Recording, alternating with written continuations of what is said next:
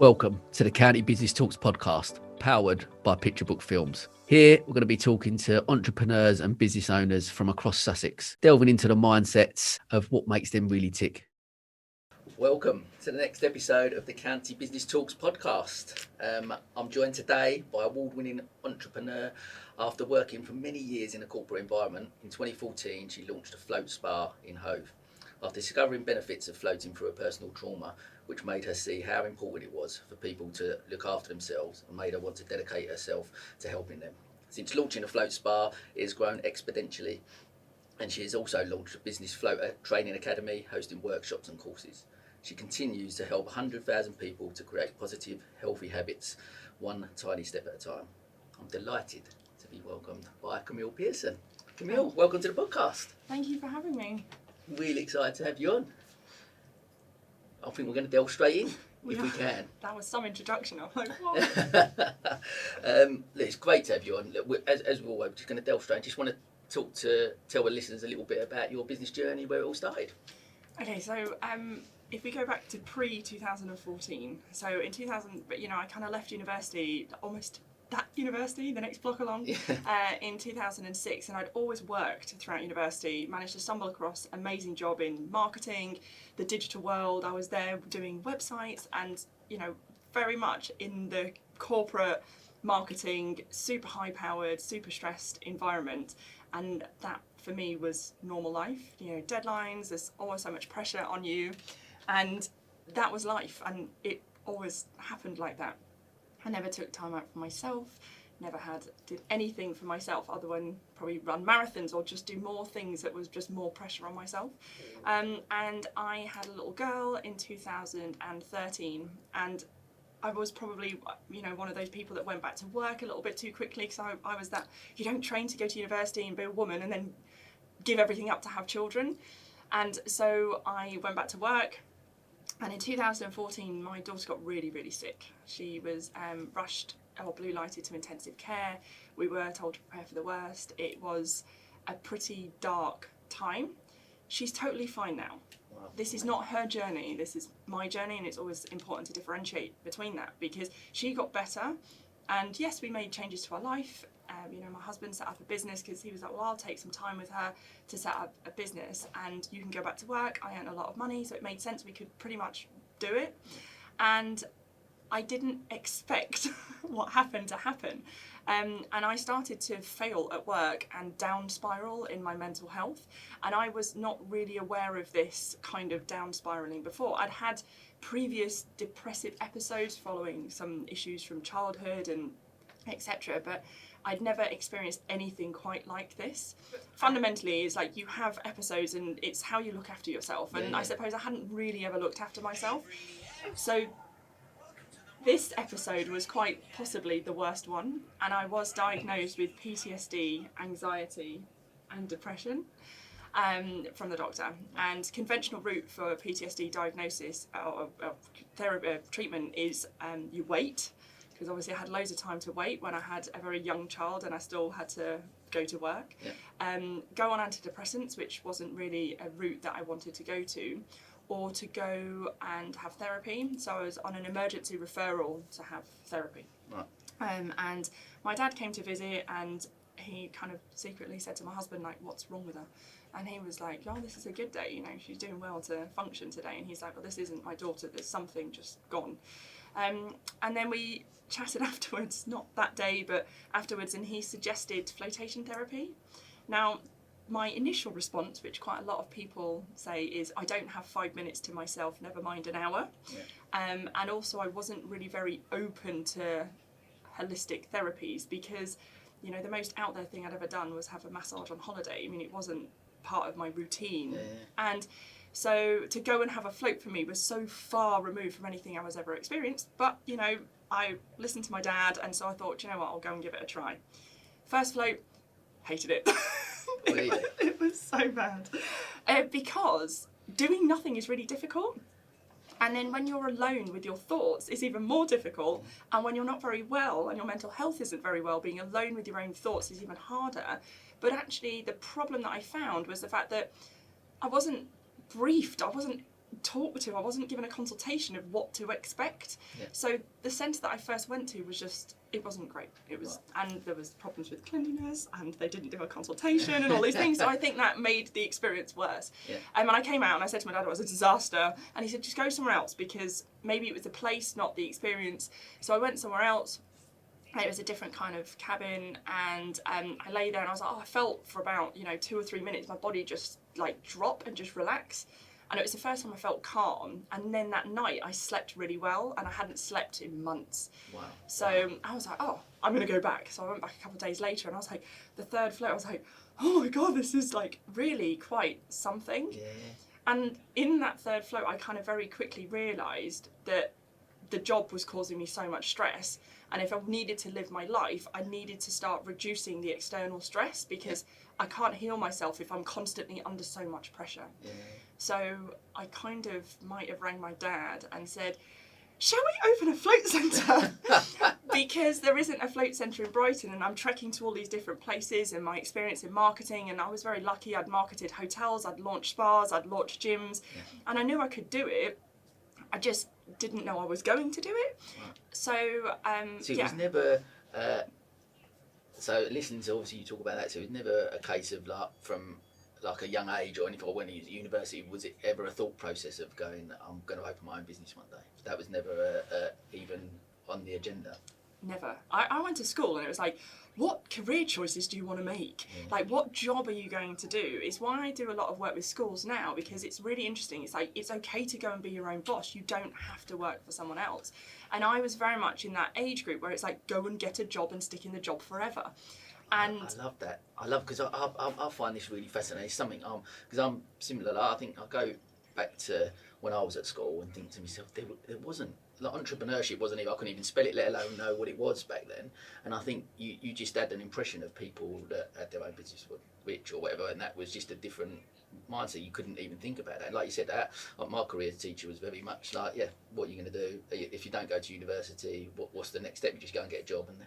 And the narrative that, I think it's amazing that you go back into school, because I'm really passionate about, I think, just, I've mentored in schools recently, and I've done that in the past, where I was trying to encourage people to go, okay, I'd love it if my kids come to me, and rather than say, oh, Dad, I want to go to university, if they do, great, of course I'll encourage that, and if you've got a career in mind, great, I'll do that. But if you haven't, but you come to me with an idea, maybe I open this, great, I'd be over the moon about that. And I think encouraging entrepreneurship and showing that there's a different path for kids is so important. That's great that you do that. That's brilliant. Well, my husband and I both run our own businesses, so my kids have no real experience. Like, my son wasn't even born before the Float Spa. My daughter was only 20 months when we opened the Float Spa, so they don't know anything other than Mummy and Daddy have their own business. So it is so true. It's like, I've done loads of mentoring in schools, and it is so rewarding to see them coming up with business ideas and those mindsets. It's like, you can do anything. Yeah. I love, and I'd love, because I'd actually think, we won't go too much into the whole education system, but it's slightly broken in the sense that you look at it and go, well, you're tested on, some people don't respond well to exams and that type of pressure, and I think you're just tested on that one day that you've got, and that decides whether you can go there or there. I don't necessarily buy into that. I wasn't great at exams at school, and I think, I don't know, what are your thoughts on it? Yeah, no, I was quite lucky because my degree was all coursework based. Wow. Because again, I got really stressed under pressure, and I mean, I did very well in my A levels and my GCSEs, but I could have done better, and I did better in the ones that were more coursework based. So where you can plan and you can research and you can write briefs and all that stuff, and I think people learn that way because I'm a practical person. I don't have a business degree. I have a degree in product design. I can design some chairs for you. But yes, it's very much like, if you want to become a lawyer or a doctor or a vet or something, definitely go to university. But if you're a bit, also we were in the generation where university wasn't as expensive as it is now. Absolutely. So unless you really want to do the career at the end of it, I think maybe you could life learn better and then decide later on. I'm studying now again, and again, it's just because that's what I want to do, and I've got a year's worth of... What are you studying now? I'm studying natural medicine, so it's kind of a bit left field. I didn't even do biology as in my GCSEs past the age of 13. So learning that again is quite amazing. And you know, in my late 30s, anyone can do it. You don't have to just go down one route. You can constantly learn. I think that's brilliant. I'm such an advocate of that. I really do, and I think even like I'll totally agree. Because my wife's a solicitor, but we've known each other since we was 11. She'd always wanted to be a solicitor, so that was her path. She knew that to get there, she had to go to university, get a degree. Great, I think. And if my kids come to me with that, brilliant. Of course, I'll encourage that and I want it. But to go to, like you said, how expensive it is to go to university just to get a degree and not know what your path's going to be. I just don't know what to do. Go out, travel the world, or explore different opportunities, get work experience or something like that would be better life lessons potentially than going to university. So that's interesting, very interesting. I want to talk about last year, so March 2020. Difficult time for a lot of businesses, especially within obviously your sort of industry. So talk me through what went through your mind at the beginning of March. Like you built this business up since 2014, going really well. It was really funny because we spent the entirety of the late of 2018 stroke 2019 gearing up to 2020. So our business plans were in place, and I'd taken myself out of the business, so I'd stopped working on reception. I was managing the team. I had a team of 9 people. We were, doing amazing. January was a really good month for us, and we were really doing exceptionally well. And so when we started to see what happened and start to see it unfold, I did start to panic a little bit. I had COVID in March 2020, so I basically spent just way before the lockdown. I started to see what was happening across the world because I spent a week at home, quite ill, and it was very quickly at that point I needed to do something, as in we needed a plan. If we didn't have a plan, we weren't going to survive it.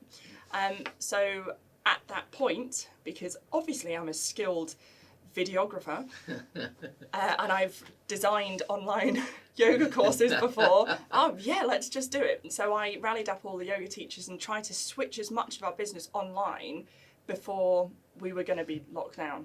And it was evident from what they were doing across the world that a lockdown was inevitable.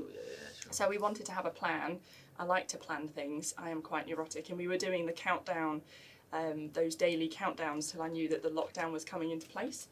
And yeah, I mean, it was interesting. I got some really nasty emails from people, which was quite shocking. Really? Yeah, I think people were projecting their issues on us. It happens a lot in our industry. And I was hurt a little bit by some of the emails, but that's what people's opinion is, and we did what we could do. And then we closed.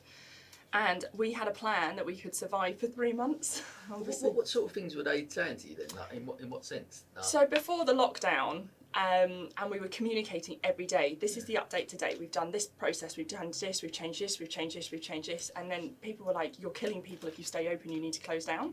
And I was like, "Well, we're not killing people, and we've not been told to close." And because there was so much complexity with our insurance, so we had business interruption insurance, but if we closed down beforehand, we potentially wouldn't get a payout. We were one of those people that didn't get a payout, even through all the financial ombudsman. So you spend thousands for insurance and you don't get any money from your insurance. That's another story, and we've drawn a line under that. And so we closed. And then we did, very quickly, we had all the members for yoga. We have, 200 and odd members for yoga that were paying monthly. And yes, a lot of people said, "Could you pause my membership?" Fine.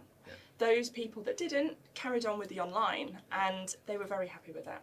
Our float members, they're so loyal to us, and quite a lot of them, when we reopen, were like, "Oh, it's great, I've can float, do all the 4 or 5 months worth of floats in a week." And loads of them then went to upgrade their membership because they're like, "Oh, I love floating every other week now, so I'm going to continue it." The yoga members were more tricky. So the existing database that we had, so the existing client base, they kind of just whittled down. A lot of people didn't really engage, didn't really enjoy online. I think in the initial surge, everyone was embraced it. And then as you moved into summer, when it was a bit warmer, then people did it outside, and that was it. But we had lots of people that kept saying that we were the only person that they were seeing every day. So That's nice. it was great to keep connected. Yeah. But it is, it happened. Well, was it ever an option? Like, was there ever nights or days that you sort of there was an option and thought this is going to cripple our business? Was it ever an option to think I'm going to have to close down? May 2020, I was closing it. Oh, yeah. Wow. In May 2020, I was closing it. We didn't get any grants because we don't pay business rates. It's all included in our rent, and we are like a co-working space building. So the landlord pays everything and would get all that. So we were now not getting any grants. Yes, the team were on furlough, which was amazing because it meant that we could keep the team. Yeah. And because we were gearing on for 2020 to be such a big year, we actually had money in the bank. So for a business like ours, it wasn't quite so detrimental to start with because we had a really good foundation. Yeah. But as it started to go on, Yeah. I think May time was a pretty challenging time, and I applied to Coaster Capital, who I think are a lifesaver. I applied to Coaster Capital for a pivot business grant, and then end of May they gave it to me. Wow. And it was like $4,500, which doesn't sound like a lot, but it was a lifeline. It was a lifeline, and it meant we were able to then pivot the business really quickly. And we wanted to create an online shop, which we couldn't update our website because it costs a fortune. Yeah. You can't then just bolt on a web shop because it also costs a fortune, and then learning postage and packaging. Yeah. Packaging is so expensive. Yeah. So all those kind of things meant that that money gave us a little bit of a buffer, and we were very quickly able to pivot. And then I was like, do you know what? I'm not giving up. We'll grin and bear it. And I went in and started painting. So I painted 3,000 square feet of white paint. Wow. Well, the thing is, I'm interested to find that it's just your mindset at that stage, because every business owner, we go through ups and downs, don't we? And there's probably none more challenging than the last 18 months. It's been tough for everyone, but to get to that stage where you are at the point thinking, shit, no, I'm going to potentially have to close the business down, but to go, right, no, I am going to, that resilience. Look, we'll move on to obviously talking about what had happened over the last 18 months, and from doing what you've done, you then won awards, the Business Resilience Award from us, the Pivot Award from the Sussex Business Awards. What an amazing achievement. I'm really keen to see how your mindset goes from in May thinking, have to close the business down to go, you know what, I'm not giving up. This is how we're going to do it. We're going to change this, do this, and move on. So I think in a way the government did the right thing by penalising all the limited company directors. They are the passion businesses, and most limited company directors, the business owners, that weren't given any support, meant that there was not really a choice. And when you sit down and just, I suffer with mental health problems. I had this anxiety, PTSD, and depression diagnosis. And when you have that, you can manage your triggers or maintain your health. Yeah. So effectively, with the float spa closing, not only was it closing a security blanket for a lot of people, it was also closing mine. So I was very cautious what I was doing to make sure that it wasn't going to destroy my own mental health at the same time. Yeah. So that was also playing on my mind a lot. Lots of sleepless nights and lots of tears. But actually, the Coaster Capital I remember I was in my pyjamas in the middle of the day, which is, it was about as far bad as it could get. And I just read an email, and I actually thought the email was a joke because it said you've been awarded this grant. And I fell off the sofa and went, what is going on here? And I was just like, oh my God, they've sent me a DocuSign, and what is it? I've got to check it's not spam. So I checked everything, and I was like, oh my God, they've allowed me this. And it was that point I was like, do you know what? If they believe in me, I believe in me. So I just went, right, let's have a plan. And I just sat down and said to them, because I had to write the plan on the application.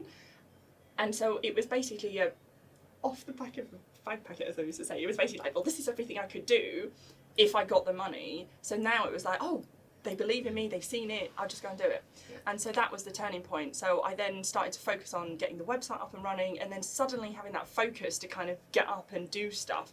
I was uploading loads of videos every day to the yoga and doing loads of stuff and constantly engaging with our client base, and I was on the phone to them every day, so I didn't stop working. Yeah. I probably worked more just at home with the kids and everything running around. But this suddenly gave me a hope. a boost. Yeah. And also it was around the time that we're saying, on the 22nd of June is going to be the time. I was like, oh, well, we're in the May, we've only got a few more weeks, it's going to be great. I'd started painting, we got this acupuncture project up and running for NHS, and we started, this was like the catalyst of all these things that actually this was positive, and we're just clawing on to every single positive, getting up, going in and painting, taking the kids in, they were helping me paint. I mean, it was brilliant. Pretty much like, let's do it. Let's open looking fresher and new and give it everything a lease of life, so when people walk in they go, right, we're going for it. It's a great thing. Speaking to, like, obviously on the podcast, speaking to entrepreneurs and that type of mindset about, and it's almost like you said, that resilience, which you know you got that award for, which really so well deserving. It was brilliant, because I obviously I follow you on social media, and I think what's really great with you is you're quite open and honest on social as well. Is it? So there was a few posts where you said like bad things were. Like, I remember seeing that, can't get one, no funding from the government, I'm not getting any support, and it was really frustrating, cause I was in a similar boat myself as well, as an art director. And then it was great. I still remember the post when you said about the grant. I've just been all this kind of, like almost, I'm sure me along with other people, like, it's great. I was really pleased with it. But then you've still got to, as an entrepreneur, you've still got to then take action and make that plan happen, haven't you? Because it's great to have that, but you've still got to have that mindset to go, right, this is the next step now, let's go on, let's kick on this. Who knew I would make bath bombs for a living? I mean, my kids love them. Yeah. All the ones the wonky ones, as we call them. It's like, because you always have like ones that don't make it to the shop front, and so they are like, oh, and my son's got really hypersensitive skin, so you kind of developed all these products so they're suitable for him. Brilliant. And it is quite entertaining that I never thought. So yes, open a float centre. My original idea was this 2 little float tanks and me on reception working 5 days a week. Okay, so now we then have, in total, because of all the, we actually did a load of renovation in March this year during this during this lockdown, and so we now have 8 rooms in total. Brilliant. And our academy, so we're massive. And I still, it does bring a shiver to my spine when there's like so many days now that there's a person in every room. Amazing. And you can't help but go, oh my god, have we made that happen? But it is, I mean, seeing the big shift as well is, we always struggled with our marketing. I think we went down the wrong path initially, and lots of people saw us like a pamper treat. And the best thing about COVID is, I mean, because obviously we take positives from everything. And the best thing is, people now, we have an entire different entry model into coming in to see us. And the amount of people that are seeing life-changing results, and I mean, like, I can't tell you the amount of clients recently. Like, a person said to me the other day, and I said, oh God, you look so well. I said, I can't believe how well you look. And she went, it's all down to you. And this person had sepsis, she nearly died. She was in a coma for 5 months. She was all this stuff. And she said, yep, you've completely got my head sorted. And no one ever envisaged that to happen. And we're getting referrals from doctors and nurses and things like that, which is unbelievable. That's incredible. I guess one of the main things that something I actually struggle with a lot, I think, is taking time out, looking after you. So I run most mornings. I love running. That's my little bit of time. But generally, I don't sleep great. You constantly. I enjoy it. I love spinning plates. That's what I do. But I do find out. And it was interesting what you talked about earlier about the float spa sort of treatment, floating, just being able to my wife loves a massage. She's been to your float spa, loves it. I find it very difficult to lie there and just switch off. Think like when I'm running, I can do that. But I find it very difficult. So it's really interesting that you sort of say that, and that you do that, and say that to obviously your clients, and how much that can benefit. Because if anything, we've learned, certainly from me looking at myself over the last 18 months, is that we've got to take time for ourselves. We've got to look after yourself, and we've got to do them things. And it's so important. And like you said, you're obviously making such an impact in people's lives by obviously what you do. Can I give you an example of your nervous system? Because yes. I am a runner. Okay. And I love running. Yeah. And I love high impact exercise. Yeah. But it's also good to balance with something calming. Okay. And if I give you an example of why. So if you imagine a lion in the wild. Yeah. And what happens when a lion sees its prey? So their eyes contract, their muscles contract, and they switch off the systems that they don't need, which is like the digestive system, for example. And so they then run, get their prey, eat it. So that's your exercise, and that system is called the sympathetic nervous system. So when your muscles are contract and your body is on high alert, and that's what stress does. Right. And then the lion eats its prey, and then just lays down, and then switches on its parasympathetic, which is the rest and digest system. Right. And they rest, and they relax, and they chill, and they eat their food properly, and they just lie there grazing in the sun. Now, we can't do that necessarily. That would be a nice thing to do. I love my food as well, so doing that and just that seems nice. But the point is that the two systems don't work together at the same time, and a lot of humans put themselves into the sympathetic state a lot. Yeah. And if you imagine what that's doing to your internal body, if it's constantly in that tense, straight mode, is that if viruses or illnesses or something happens, is because your body is so used to being on high alert, you don't have the support internally to defend things off. So it is really important to switch on the parasympathetic breathing exercises, daily meditations that are a couple minutes long, just something to calm your nervous system down, because for the long term, you kind of need it. Need to come and have a float. There's lots of things you can do at home, but yes, floating's great. Taking a bath is really good. Just breathing exercises. Yoga at home, like, is that something? Because I again, yoga was something I used to watch my wife doing. It's a bit of stretching, isn't it? I realised obviously there's a lot more to it. And I took her for a full. We went to a yoga retreat in Italy. Incredible, at this farmhouse, and I was like 7 o'clock in the morning going up, and I said, I'll get involved, and I actually went. I booked it because I thought there's cheese and wine there, which is great, but I actually went and got up every morning and done the yoga, and it was incredible. Like, for the first time, actually, because I was actually just trying to concentrate on the stretch or where I was, I actually did switch off for the first time for as long as I can remember, and it's so I've do a little bit more yoga. Good. Which is a good thing. Every day? Yoga is the development of self-practice. Yeah, I should do it every day. Not every day, certainly. But lay a yoga mat somewhere in your house and you're like, oh, I can see the mat. I've got to do some stretching. I've got to do it. Look, I wanted to, because we obviously talked about, we've gone into, how tough it was last year and how you bounced back and the resilience, which is amazing. And obviously we mentioned the awards and stuff. So over the last sort of 18 months, what's been, or over the time you've opened the float spa, what's been your great success or your proudest moment of day of it? Do you know what? I think, ironically, weirdly, the past 18 months has been the most overwhelmingly positive experience. So yes, we've re-looked at the way that the business is. We've remodeled, we have this entire consultation model so people can book time with me before they even think about it, and because lots of people can ask you be quite nervous, or they've got quite complex disorders, and whilst the team are amazing, because I've got 6.5 years experience plus loads of other training under my belt, they get my knowledge, and then we take people on a path, and maybe people are just more, maybe I'm there more, I'm always there, but maybe I'm there more so people tell you their stories more, and yes, it is amazing.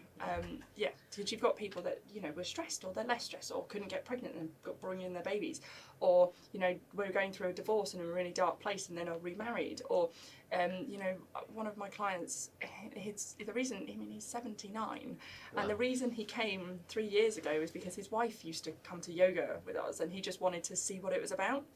Wow. And, I was chatting to his wife 3 days before she died, and I went to her funeral. It was really hard, and then there was so many people back in the days when you have loads of people at a funeral.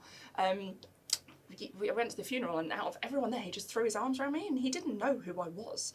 He just had this connection, and then ever since he comes in, and he comes in on 2 or 3 days a week, and I see him park running. I've encouraged him to go back park running, and my daughter and I, so my daughter's 8, and we park run on Saturdays, and we run past him. He's like, I got better this week. I shaved off a minute. He's 79 and running park run. That's incredible. And just all those things. Or another client, he's had this massive problem with his hip, and he hadn't come for ages because of things.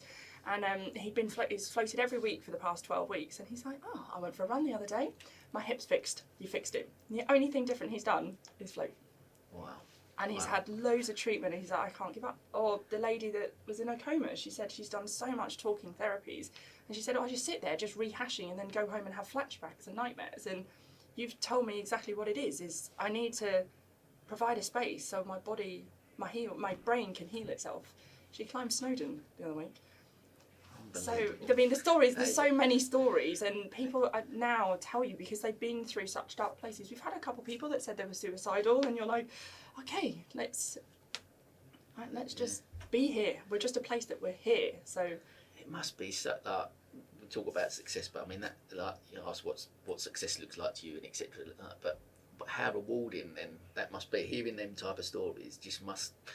You've created that space. From what you've done, you've created a space where people can come and feel like they're getting better or feel like they're on a different path, and you're helping on that journey. I think someone pointed out to me on Monday, she said, no one has ever asked me so many questions about me, ever. She said, I've been to doctors, I've seen all these different people, and she said, no one's ever asked these questions and then listened to the answer. And she said quite a lot of people are just like, oh, well, we've got 10 minutes or 5 minutes or whatever. And, you know, it's almost like, oh, well, here's a prescription. And she felt that she was on this anxiety medication and she'd been on it for so long.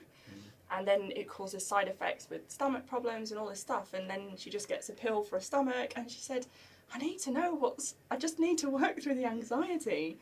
And it is the story is very complex. And she said, you just listen to me talk about the anxiety.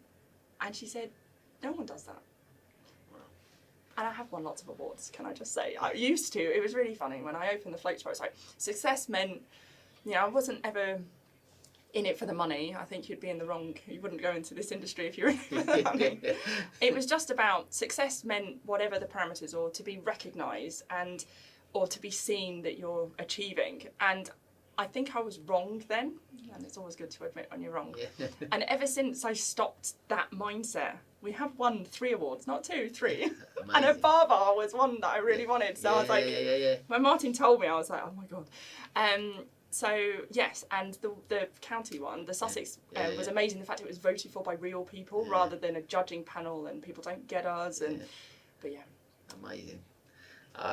And it's strange you say about that with the mindset shift of, like you said, I guess entrepreneurs. I think if you are driven by money, I think when I first got on my business journey, I had this, you know, we talked 12 years ago, I'm gonna own a Lamborghini and a big mansion and everything. That was my, you know, this is what I want to do. This is why I want to go on this path. And you learn very quickly that that's not the thing, and it's more about purpose. I've learned so much about myself, especially over the last couple of years. Turning 40 was a big shift for me. I struggled a little bit at that time, thinking, I've not achieved anything, I'm not successful, what does that look like to me? And you sort of question some things about yourself. And it is just changing that mindset of trying to do something for a purpose. What am I actually doing this for, and what's the reason for me doing what I do, and you find a little bit more out about your inner self as opposed to where you're trying to go over. So yeah, it's interesting you say about that sort of mind shift change. But I would say that the float spar is definitely purpose driven now. Purpose driven from, I mean, it was before, because my mission statement was always to create a community of people that wanted to live life well. And now that I think I underestimated that, and actually it's helping people take the next stage of the journey, because 95% it is quite staggering people that come to us because there's something wrong with them. And very rarely do people go, no, I'm just super perfect and I'm just chilled and I just want to maintain myself or prevent anything happening in the future. Prevention is, And that's the problem with our society. I think we're very much like, it will happen to the person next door, and we don't necessarily believe in those preventative methods. It's changing that narrative, isn't it? I I guess that's the key, is trying to change that narrative. What we think, because society does put a lot of pressure. You know, we should be here by there, we should be there by there, we should own this or that, and this material that we just mind blowing really. Where if you change the narrative, and it is just about, and I think again back to the last 18 months, hopefully that we've learned a little bit from that we can come out of it and go, life isn't about why are we on this hamster. We're always trying to strive to get somewhere. Or like I mentioned on a couple of the podcasts recently about me personally. I would say to people so much over the last few years, yeah, how you doing, Sam? Yeah, good, I'm getting there. Oh, where am I trying to get to? Like, what's this destination I've got in my mind? Like, it shouldn't be about that. It's about the journey and trying to enjoy that and appreciate every day and enjoy those moments throughout. Because otherwise, you're striving to get somewhere that's never going to be. Because you get that to whatever that point might be in your head, and then you go, I'm going to go and do that now. And it's just that narrative's got to change. I think I've certainly. Interestingly, just on that point, the influx of younger people coming in is unbelievable. Brilliant. So we've had for years an under 18s float price. Yeah. And we are seeing probably 10 under 18s a week. Brilliant. Wow. And our average age was always higher. So especially for yoga, our average age is probably mid to late 40s. But we're seeing certainly for floating it a lot younger. So early 20s. Lots of people in their early 20s that are believing that they want to live their life better. They're not out getting drunk like we were when we were 20.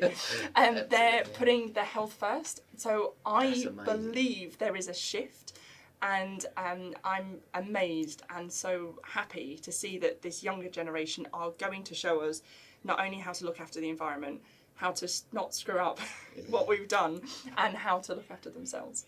That's amazing. I love that. And I you know what? Listening to that is so encouraging, and I'm hoping, like you say, I hope that there is that shift in it. That's brilliant. That's really exciting to hear.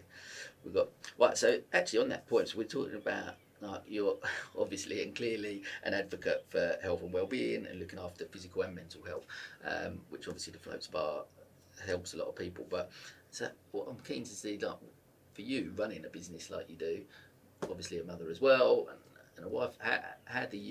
What do you do other than floating, I guess, to make sure you're looking after your mental health? How do you get a work-life balance? Well, I have to. If I don't have a work-life balance, I'm unpleasant. So let's not deny this. I am not perfect. I'm far from perfect, and I do have episodes. Usually, if I've worked more than 4 months in a row without taking a break, like a week off or a weekend off or something like that. So I am aware of my kind of vices or my negatives, so I am aware of things. So yes, I float regularly. I have a daily yoga practice. I basically converted my spare room, and I have a yoga mat permanently on the floor. So I will, if I don't do a formal class, I will do a short stretching sequence every morning to know just yoga for me and for a lot of people is about you, yourself and your mat. So when you're on that mat, nothing else matters. Right. Even if the kids say, I need a wee, or I can't find my socks, it's like, not when mummy's on the mat, please. So I do that a lot. I'm a massive runner. I run a lot, but as I said earlier, that's not the perfect excuse. That's more of an escape from the children. Yeah, sure. It's like I'll just run away for, Must be why Kelly started running recently. But yeah, anyway, just run away long distances. I am a meditation teacher, which is I have a very regular meditation practice. I have these I call them micro resets. I've studied with a behavioural scientist called BJ Fogg, and he uses a method called tiny habits. So it's like attaching something that you already do. So as an activity you already do. So you might put the phone down to a client, for example. After I put the phone down to a client, I'm going to put on a new behaviour, and the new behaviour is I'll take 3 deep breaths, or I'll close my eyes and just have these little resets during the day. So what happens to the nervous system as the stresses go through the day, they always creep up, and by the end of the day people get exhausted because they're just the nervous system hasn't had a rest. And by doing these micro resets, every time you exert your sympathetic state, you can just reset ever so slightly, so by the end of the day you're not so ruined. Sure. So it's really important to do that. I have regular massages, obviously. I have a facial once a month. Honestly, my to-do list. And do you know the biggest thing is, in my diary is like ridiculous, and people look at my diary and go, oh my God, that's overwhelming. And I said, but have a look at what's happening at 1 o'clock. And they went, oh, you've put in me time. And I'm like, yeah, for 15 minutes, there's just scheduled time for me, whatever I want to do. And I might go for a walk around the block. I might do it, but it's scheduled in the day. You actually put that in. Oh, yeah. You actually book that out, so that's your time. And is that non-negotiable? Non-negotiable. In, unless there's a problem, yeah. then it's like, it's got to be a very big problem. The fire alarm's going off and we can't have an issue. You can't just waltz out. I mean, there's a fire. Deal with that, please. Exactly. I think it's so important. And when I got better at actually putting it in and acknowledging it and doing it, everyone just goes, right, she's gone for 15 minutes. It's not like she's never coming back and it's only 15 minutes, but it's really important to schedule in time for you. So I put myself very high up in, I'm not, I would say self-care isn't selfish, but it's not, because you actually have to look after yourself to be the best possible version of yourself. I love that. My favourite analogy, which I use a lot, is when you're on a plane and they do the safety demo, they do say put on your own oxygen mask before helping others. So if you don't do that in life, you can't be a better parent, you can't be a really good business person, you can't do these functions because you're not looking after yourself first. I love that. That's amazing. It's one of the reasons I started, because I love doing the podcast, and one of the reasons I started, it's like therapy almost for me, listening to people like yourself with experience and learning myself from it, because like you said, we're all on this journey, and I'm always open to learning. I want to learn more, but and something I do struggle with is self-care. I feel like I'm a Duracell bunny. I can keep going. It's no problem. It's just how I've always been. But you do get to, the older I get, the more I realise that that's a little bit more difficult. Crash will be imminent. Yeah. I'm not saying. I'm just saying there might be a crash at some point, and if you could recognise that now, and then the crash doesn't unfold. But my crash was horrific, so I don't want that to happen again. Cool. Well, listen, look, we're sort of coming towards the end, and I want the sort of final question before we do the quick fire ones. What does the future hold for Camille and the Float Spa? So as I mentioned, very soon I'll be fully qualified as a health coach. So I chose the past couple of years, I've been not retraining, because I didn't have any training in this industry beforehand, but training. So I trained as a meditation teacher, I trained in cognitive behavioural therapy, because that's the therapy that I had ages ago.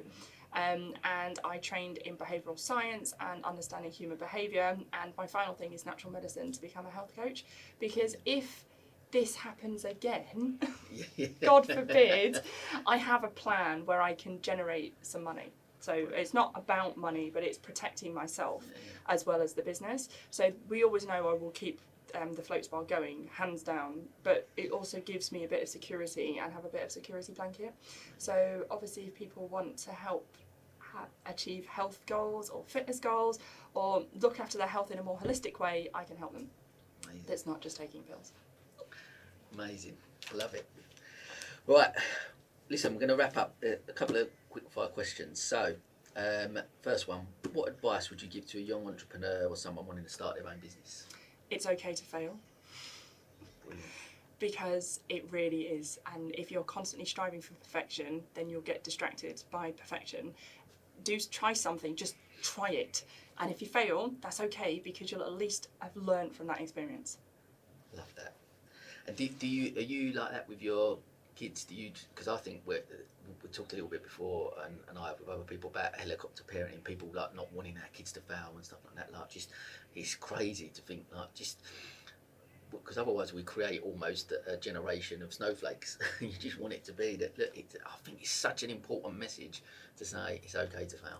It's okay to just be the best possible version of yourself, and actually what your self version is today could be really different for tomorrow, because tomorrow it could be that getting out of bed is an achievement in itself. Let's celebrate just getting out of bed. For some people that is an achievement. But instead of comparing it to others, oh, well, I've done this and this and this and this. And it's like, just be the best possible version of yourself. And if you want to get up at 9 o'clock, then get up at 9 o'clock. And if you said you were going to get up at 6 and you get up at 8, that's okay. Because tomorrow you might get up at 7:55. It's just small fails. And it's like, just if you take small steps and you fail, they're insignificant, but you've got to at least try, because otherwise you'll be living in a world of what if. Yeah. Love that. All right, okay, final one. Can you give me 3 traits that you think a person needs to be a good business person or entrepreneur? Passion. You need to be passionate about something. You need to really believe in it. So it goes back to what we talked about earlier about not being in it for the money, because I think if you're in it for the money, then you're not passionate about it, and I think that authenticity comes through. Passion, you've got to have integrity. People got to trust you. They've got to believe in you, and because if you say one thing and do another, then and then that leads on to trust. Got to be trustworthy. Be passionate, have integrity and trust. Those 3 things I think are key to being business. Amazing. Camille, you've been absolutely brilliant, as I know you would. So thank you so much for coming on, and again for being so open and honest as well, and talking about the stuff you have. So look, such an inspiring episode. So thanks so much. We really appreciate it, and wish you continued success with the Float Spa. Thank you very much. I feel very honoured to be here. So thank you very much. Brilliant.